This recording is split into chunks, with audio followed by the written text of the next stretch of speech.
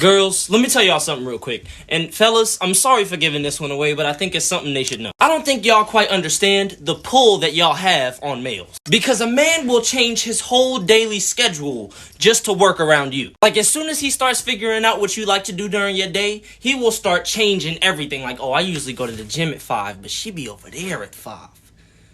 Nah, I could go to the gym later. Men start doing things that are completely out of order, yo. They be in their room burning candles. They start flossing their teeth. They got gum and mints 24/7 now. They start putting lotion on every morning. They make sure they bring deodorant with them to school just in case. But I'm telling y'all, before y'all, wasn't none of that happening. Because I'm gonna be real, the guy that you're attracted to probably already knows that you're attracted to him. And you be like, oh, why he always so clean? He always got on the best fits. You know what I'm saying? Because he's doing it on purpose. Be 7 degrees outside, they coming out with tank tops on because it's their best fit.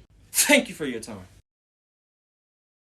Nothing pisses me off more than having a bad Wi-Fi connection. I mean, I don't really think there's anything out there that's more frustrating than that. For instance, say you're watching a YouTube video and you miss something, so you're like, let me go back just 5 seconds, but yet you have to wait 45 minutes for it to load. Or when you think, I don't really want to see this part of the video, so I'm just gonna go ahead 15 seconds, but you end up having to wait longer than if you would have just watched the video all the way through. Like, for instance, when I'm on the game, let me tell y'all, man, I could be a professional gamer if I had good connection. For all of you that don't know, let me explain to you what lag during a video game is. Say, for instance, I'm walking through a door. With good connection, I can just walk through the door and nothing's wrong. With bad connection, I'll walk through the door and then watch my character walk through the door over and over and over, and then you know what happens? I die. And I'm like, who shot me? And the worst part is when you have 3 bars on your phone, but yet you still can't do anything. Like, yo, I have the best connection on right now.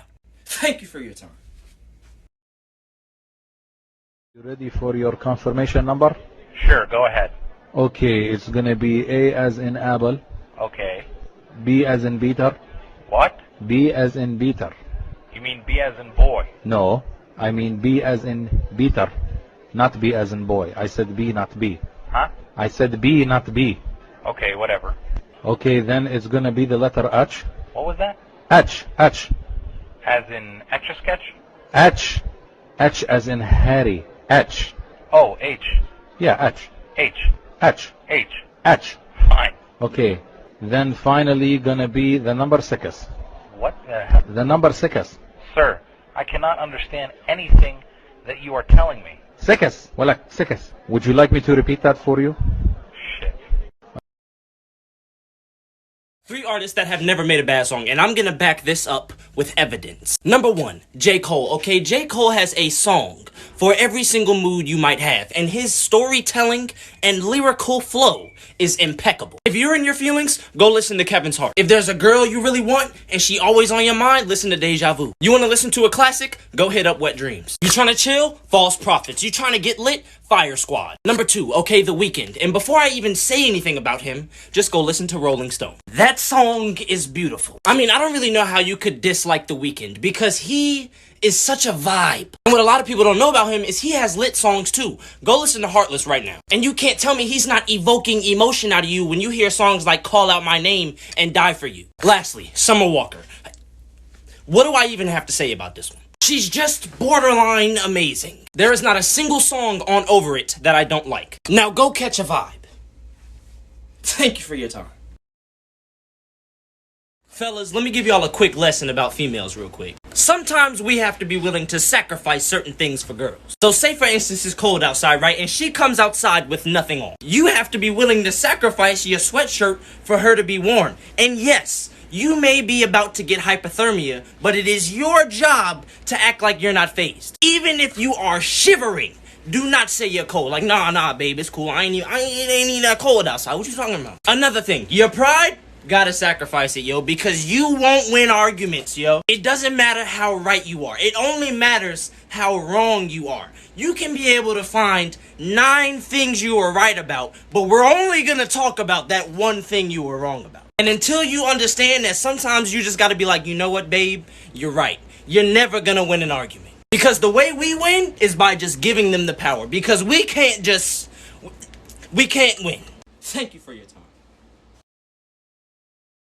Everything I'm about to say is not an opinion, it is a fact. Number one, okay, there is no better sauce on wings than buffalo sauce. And if you dip your wings in anything other than ranch or hot sauce, you're disgusting. And since we're on this topic, let me go ahead and say that drums are better than flats. And let's just be logical here, okay? When you have a flat, you have to pull it apart to even eat it. It's like, because you know, if you don't pull it apart, you're gonna be putting your tongue through the little crevice in the middle. You know what I'm talking about? With a wing, you don't gotta worry about that. You know what I'm saying? Like, you just pick up the wing, put it in the ranch, maybe put some hot sauce on it or something, and you're finished. And there's the same amount of meat on both pieces. You know what I'm saying? So it's like, why are we even having this conversation when if there's 2 bones in the meat, it's gonna be harder to eat if it was only 1 bone.